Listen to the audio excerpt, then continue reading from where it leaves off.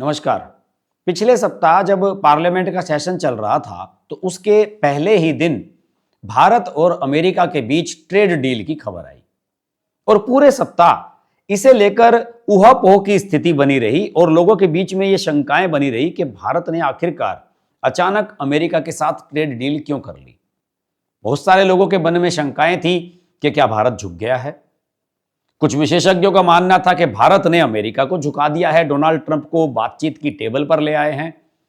कुछ किसान संगठनों ने और खासतौर से विपक्षी दलों ने पार्लियामेंट में भी हंगामा मचाना शुरू किया, बाहर भी हंगामा मचाना शुरू किया कि इसमें जो कृषि प्रोडक्ट्स हैं उन पर अमेरिका को कुछ ढील दी गई है और उसकी वजह से भारत के किसानों का नुकसान हो सकता है और सरकार को उस पर डिटेल्ड विवरण यह जारी करना चाहिए कि आखिरकार जो डील हुई है किन पॉइंट्स पर हुई है, हम कहां झुके हैं और हमने अमेरिका को कहां झुकाया है। इन सब चीजों का विवरण जनता के सामने पब्लिक डोमेन में आना चाहिए।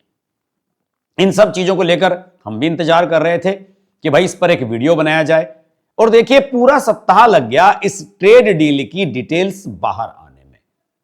कृषि मंत्री शिवराज सिंह चौहान और वाणिज्य मंत्री पीयूष गोयल ने अलग अलग माध्यमों से और फिर संयुक्त रूप से मीडिया को इसकी जानकारी दी।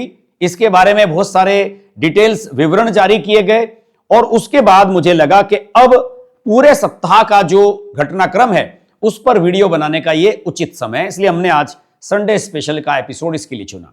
देखिए, इसे लेकर के हमारी जो दो मुख्य चिंताएं हैं वो ये हैं कि भारत की और प्रधानमंत्री नरेंद्र मोदी की जो अंतर्राष्ट्रीय स्तर पर छवि है वो इससे उभरी है या खराब हुई है। दूसरी, किसानों के हित। निश्चित रूप से भारत और अमेरिका के बीच में सारी डील्स वहीं पर आकर अटक जाती थी जब किसान हित की बात आती थी। अमेरिका अपने डेयरी प्रोडक्ट्स भारत में बेचना चाहता है और डोनाल्ड ट्रंप के काल में तो इसका भयंकर दबाव भारत सरकार पर था। तो क्या भारत सरकार ने उस पर कहीं किसी प्रकार का समझौता किया है? तो इन्हीं दो चिंताओं पर फोकस करते हुए हम आज का पूरा अपना एनालिसिस करेंगे। इसमें दो जो महत्वपूर्ण बातें हैं दोस्तों, इंडिया के भीतर क्या परसेप्शन बना है और इंटरनेशनल लेवल पर क्या परसेप्शन बना है, इसे लेकर दो अलग अलग विषयों पर हम बात करेंगे। देखिए, मैंने बहुत सारी डिटेल्स इसकी वैसे तो निकाली हैं, इस पर अगर हम बात करेंगे तो 1 घंटा भी कम पड़ेगा, लेकिन फिर भी 10-15 मिनट में से समेटने की कोशिश करेंगे। सबसे पहले यह जान लेते हैं कि अंतरराष्ट्रीय स्तर पर मीडिया ने इसको किस तरीके से लिया। न्यूयॉर्क टाइम्स ने, जो अमेरिका का जाना माना मीडिया पोर्टल भी है, अखबार भी है, उसने इसे डोनाल्ड ट्रंप की जीत बताया। उनका यह कहना था कि यह रणनीतिक जीत है डोनाल्ड ट्रंप की। उन्होंने भारत पर दबाव बनाया, 50% टैरिफ लगाई और उसके बाद उसे समझौता करते हुए 18% पर स्थिर करने में वो सफल रहे। लेकिन न्यूयॉर्क टाइम्स ने एक और महत्वपूर्ण बात कही है। न्यूयॉर्क टाइम्स ने यह भी कहा है कि साहब, भारत के हित अमेरिका के लिए भी बहुत आवश्यक है। अगर भारत का कुछ अहित हो रहा था और भारत अमेरिका से दूर जा रहा था, यूरोप के नजदीक जा रहा था या चाइना के नजदीक या रसिया के नजदीक जा रहा था, यह भी अमेरिका के लिए सही नहीं था। इसलिए यह रणनीतिक रूप से सही रहा कि भारत की दोस्ती अमेरिका के साथ बरकरार रही। और यह दोस्ती हम जब बात करते हैं तो यह व्यावसायिक दोस्ती होती है। बीबीसी और राइटर्स जानी मानी न्यूज एजेंसी है अंतरराष्ट्रीय स्तर की, उन्होंने इसे भारत के बिजनेस के हिसाब से देखा है। उन्होंने अपनी टिप्पणियां जो की हैं, उन्होंने यह कहा कि भारत का मार्केट बड़ा डाउन हो रहा था, सोने और चांदी की कीमतें ऊपर जा रही थी और रुपए की कीमत लगातार गिरती चली जा रही थी डॉलर के मुकाबले। और इसकी वजह से जो इन्वेस्टर्स हैं, निवेशक हैं, जो भारत में पैसा लगाना चाहते हैं, उन्हें बड़ी चिंताएं बढ़ रही थी। उन्हें ऐसा लग रहा था कि अब भारत के मार्केट में पैसा डाला जाए या नहीं। उन सब चिंताओं को भारत ने इससे दूर कर दिया है। दुनिया भर में बहुत सारे थिंक टैंक हैं अलग अलग स्तर पर, वो भी इस प्रकार की डील्स पर, इस प्रकार के समझौतों पर अपनी नजर बनाए रखते हैं। उन सभी थिंक टैंक्स का यह मानना है कि यह अनअवॉइडेबल और कॉन्सिक्वेंशनल है, यानी कि इसे अवॉइड नहीं किया जा सकता था और इसके निश्चित रूप से कुछ ना कुछ परिणाम निकलकर जरूर आएंगे। खासतौर से भारत को अगर चाइना से मुकाबला करना है तो उसे अमेरिकी टेक्निक की आवश्यकता है और उसे अमेरिका के नजदीक बने रहना बहुत अधिक आवश्यक है, क्योंकि चाइना भारत और अमेरिका दोनों का ही कारोबारी दुश्मन है। गल्फ कंट्रीज के कुछ अखबार हैं, खासतौर से एक बड़ा मीडिया है वहां का, अल जजीरा चैनल भी है, वेबसाइट्स भी हैं इनकी, इस पर भी थोड़ा सा, ये तो वैसे भारत विरोधी ही रिपोर्टिंग करते हैं ज्यादातर। उन्होंने ये कहा है कि इस पूरी डील को लेकर जो भारत के किसान हैं वो आंदोलन करेंगे। अभी कुछ किसान संगठनों ने कहा है कि हम 12 फरवरी से धरना प्रदर्शन करेंगे। इसमें विपक्षी दल भी अपनी आग झोंक रहे हैं, इसमें घी डालने का काम कर रहे हैं। और उन्होंने ये कहा है, अल जजीरा ने ये लिखा कि भारत ने जो कृषि उत्पाद है उसको शुल्क मुक्त कर दिया, यानी कि अमेरिका से जो डेयरी प्रोडक्ट्स और एग्रीकल्चर प्रोडक्ट्स भारत आएंगे उन पर कोई टैक्स नहीं होगा, जबकि भारत तो अपने सारे प्रोडक्ट्स पर 18% टैक्स देगा ही। मैं पार्लियामेंट की कार्रवाई के दौरान सुन रहा था, बहुत सारे लोगों ने इस मुद्दे को उठाने की कोशिश की, विपक्ष के दलों ने। राहुल गांधी वगैरह में तो इतनी अकल है नहीं, लेकिन मनोज झा प्रोफेसर हैं दिल्ली यूनिवर्सिटी के और राष्ट्रीय जनता दल के राज्यसभा के सांसद भी हैं, वो अच्छा बोलते हैं पार्लियामेंट में जब भी बोलते हैं। उन्होंने ये कहा कि साहब देखिए, अमेरिका ने भारत पर 50% टैरिफ लगा दी थी जब रूस से तेल के सौदे को लेकर अमेरिका नाराज था, अभी कुछ महीने पहले, पिछले साल की बात है। और भारत अमेरिका के लिए पहले से ही मोस्ट फेवर्ड नेशंस की कैटेगरी में आता है, जिसका भारत, मतलब अमेरिका भारत का बहुत ज्यादा समर्थन करता है और भारत के हितों को अपने से जोड़कर चलता है। तो उस समय 2.9% ही टैरिफ भारत के ऊपर थी। अब अमेरिका ने पहले 50% की, फिर उसे 18% पे आपने फाइनल कर दिया, तो 2.9% से तो ये बहुत ज्यादा हो गई। मनोज झा की बात सही है, पढ़े लिखे आदमी है, लेकिन वो देख नहीं रहे कि डोनाल्ड ट्रंप जैसा व्यक्ति अमेरिका को इस समय चला रहा है और वो पूरी दुनिया पर अंधाधुंध टैरिफ लगा रहा है। ऐसी स्थिति में क्या हम अपने एक्सपोर्ट को प्रभावित होने दें? क्या हम उस क्षण का इंतजार करें कि जब डोनाल्ड ट्रंप कुर्सी से उतरेंगे? तब तक तो बहुत सारा नुकसान भारत का हो चुका होगा, बहुत सारे लोग बेरोजगार हो चुके होंगे। तो मनोज झा साहब को इतनी बेसिक जानकारी नहीं है कि इस समय जियोपॉलिटिक्स क्या चल रही है। अंतरराष्ट्रीय स्तर पर डोनाल्ड ट्रंप केवल भारत पर ही नहीं, सब पर अंधाधुंध टैरिफ लगा रहे हैं। और ऐसी स्थिति में अगर भारत 50% को 18% पर ले आता है, तो भारत ने फिलहाल जो खासतौर से अहित हो रहा था हमारे क्षेत्र के लोगों का, एमएसएमई सेक्टर का खासतौर से, उसको भारत ने बड़ा संभाल दिया है। देखिए, इसमें एक और भी विश्लेषण करना आवश्यक है कृषि क्षेत्र को लेकर। इसे मैंने बहुत सारे डाटा निकाले हैं, इसलिए इस पर बात करना पड़ेगा। देखिए, वैसे तो पीयूष गोयल और शिवराज सिंह चौहान ने बहुत सारी चीजें स्पष्ट की हैं, लेकिन उसके बाद भी इस पर यह जान लेना आवश्यक है कि एग्रीकल्चर प्रोडक्ट्स को लेकर जो चिंताएं हैं किसानों की, उन्हें किस तरीके से इसमें एड्रेस किया गया है। गेहूं, चावल, मक्का, बाजरा और रागी, इन जैसे उत्पादों को पूरी तरीके से सौदे से बाहर रखा गया है और इन क्षेत्रों में किसी भी शुल्क कटौती का अर्थ यह होगा कि करोड़ों छोटे किसानों पर सीधे सीधे आय का संकट आ जाएगा और भारत ने इसे पूरी तरीके से टाल दिया। यह महत्वपूर्ण बात है। डेयरी और पोल्ट्री के क्षेत्र में अमेरिका के डेयरी उत्पादों को भारत में प्रवेश नहीं दिया गया है। इसका मुख्य कारण यह है कि पशु आहार जो हम लेते हैं, जो कैटल फीड होता है बाहर से हम लेते हैं, उसमें हमारे और उनके मानकों में बहुत ज्यादा बदलाव है।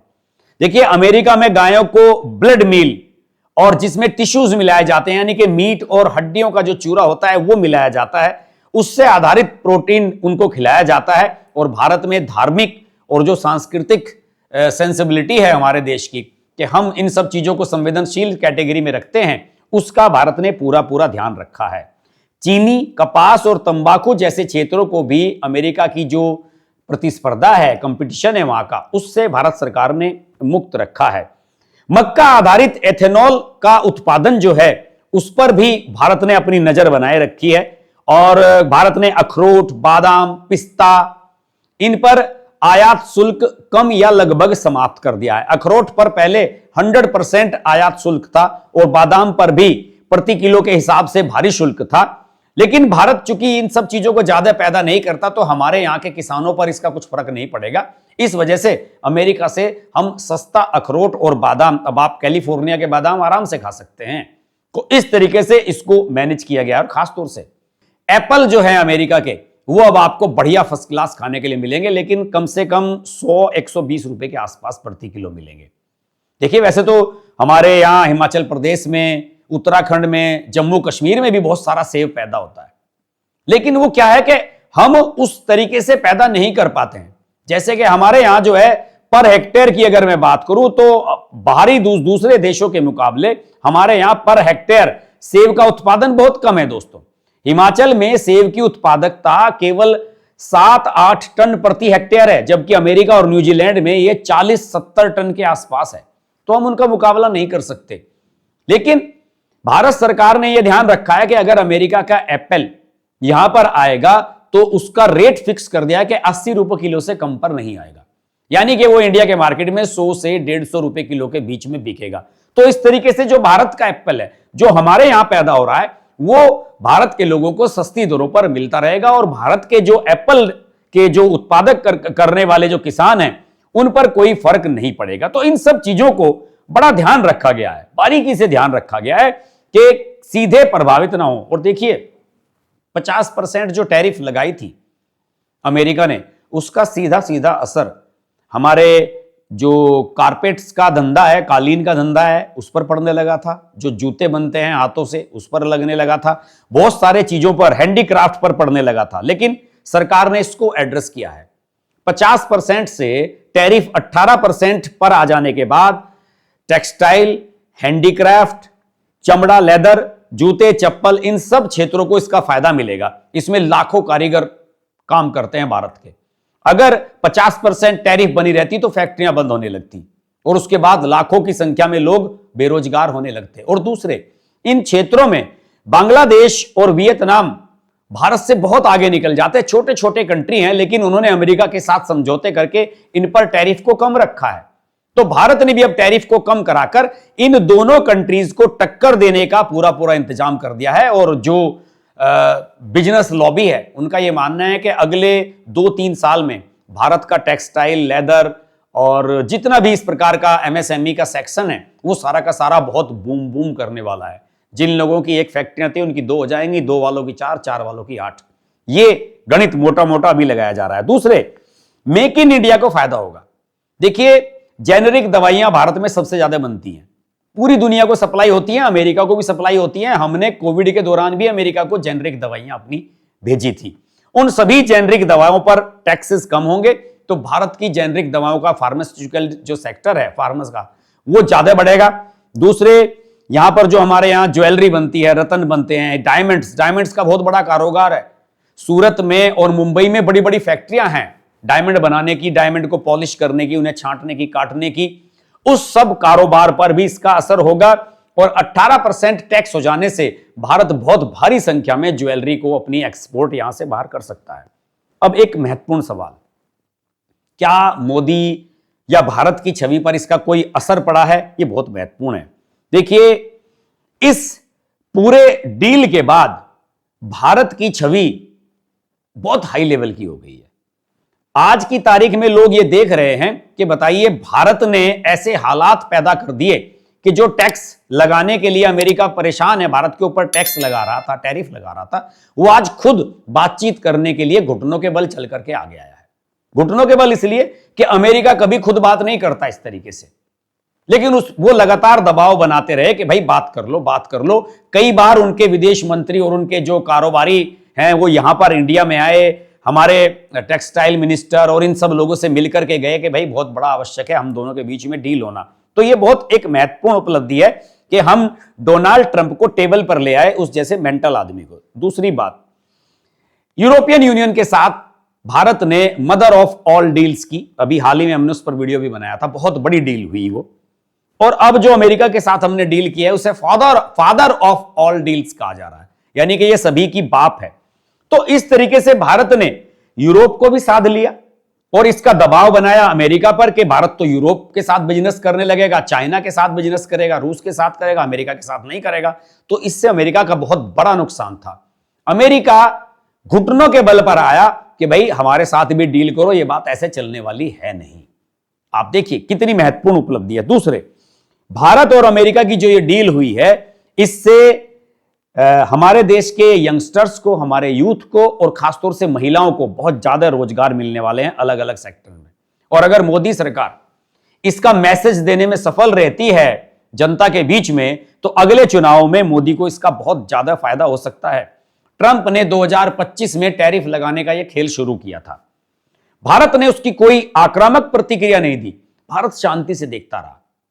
भारत ने यह देखा कि तेल क्या है, तेल की धार क्या है, अमेरिका दूसरे कंट्रीज के साथ इसे किस तरीके से कर रहा है, और रूस के साथ भारत तेल खरीदने के अपने कमिटमेंट पर अड़ा रहा। यह भी अमेरिका के दबाव में आने का एक बहुत महत्वपूर्ण कार्य है कि भारत ने तेल खरीदना बंद नहीं किया। और इस तरीके से जब भारत ने सारा धैर्य रखा, और धैर्य के साथ साथ भारत ने यह भी एक रणनीति अपनाई कि बंदूक की नोक पर कोई बातचीत नहीं होगी।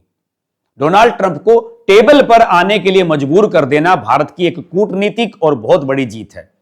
और सीधे सीधे यह भी संदेश दिया भारत ने कि भाई हमारे लिए जो बिजनेस है वही सब कुछ है, हमें जो कंट्री बिजनेस देगा वो हमारा दोस्त, और जो हमें बिजनेस नहीं देगा वो हमारा दुश्मन। इस तरीके से मोदी सरकार ने इस घटनाक्रम को डील किया।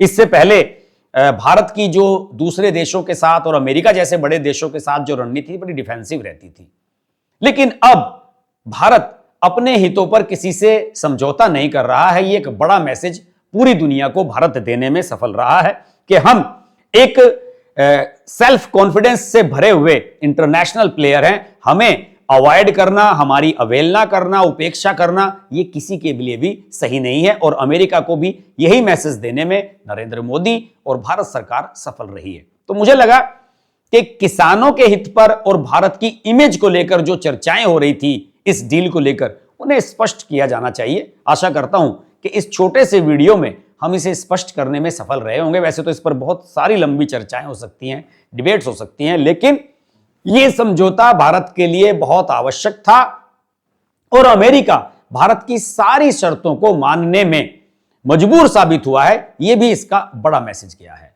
आज के संडे स्पेशल में इतना ही। अगले सप्ताह आपसे फिर मुलाकात होगी। तब तक के लिए नमस्कार। अगर आपको हमारी वीडियो पसंद आई तो वीडियो को लाइक करें, चैनल को सब्सक्राइब करें और नोटिफिकेशंस के लिए बेल आइकन को प्रेस करें।